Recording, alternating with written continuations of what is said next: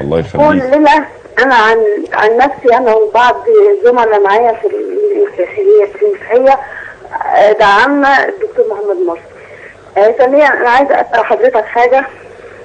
الو. ايوه اتفضلي حضرتك. ايوه. بالنسبه للمجلس الاعلى انا عايزه اوصل له رساله.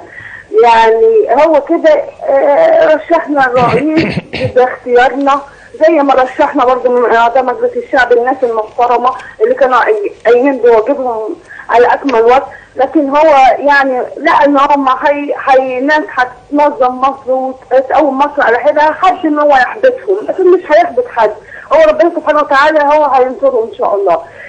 انا عايزه اقول له انت دلوقتي يعني عملت الدستور ده بناء على ايه؟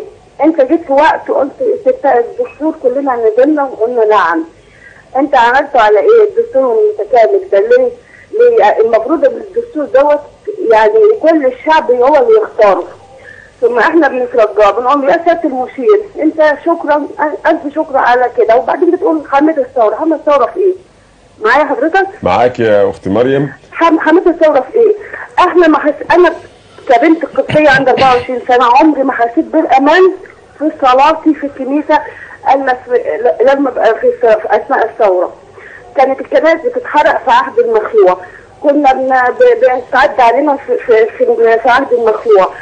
ابتدينا ننظم حياتنا وده مع الاخوان المسلمين، هم اللي بقوا يسلمونا ويحافظوا علينا ويأمنونا في الصلاه ويأمنونا في وقوفنا ويأمنونا في مشينا.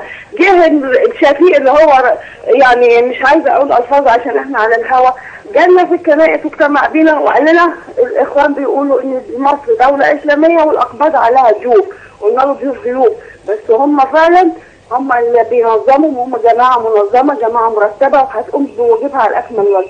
انا كبنت قبطيه برحب بالشريعه الاسلاميه. هنقول لحضرتك لاخر حاجه، الشريعه الاسلاميه مش هتفضل حاجه، انت شفت مطالبي، شفت لي ايه يعني ايه حريه حياه اجتماعيه، يبقى خلاص شكرا. هخاف منها ليه؟ مش هخاف. احنا بنقول لك يا سياده المشير ارجع الى سكناتك وجميع سلطات للدكتور مرسي، وهو راجل جدير جدا ان هيوقف البلد دي فرج على رجليها، سواء مع المسلمين مع القضاة وكلنا هنحس بالامان مع الدكتور محمد مرسي. الله يبارك في حضرتك. يعني من كل الاخبار اخت مريم زكي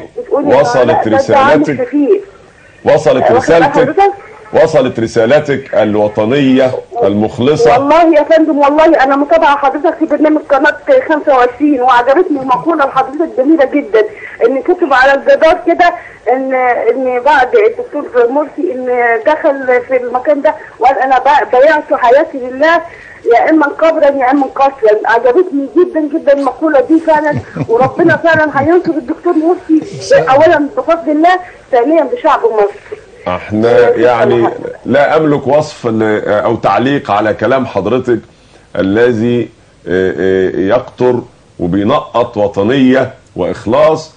نشكر لحضرتك هذه الوطنية، ونتمنى ان تصل رسالتك لكل من ارسلتيها اليهم، الى المجلس الاعلى ولكل وطني.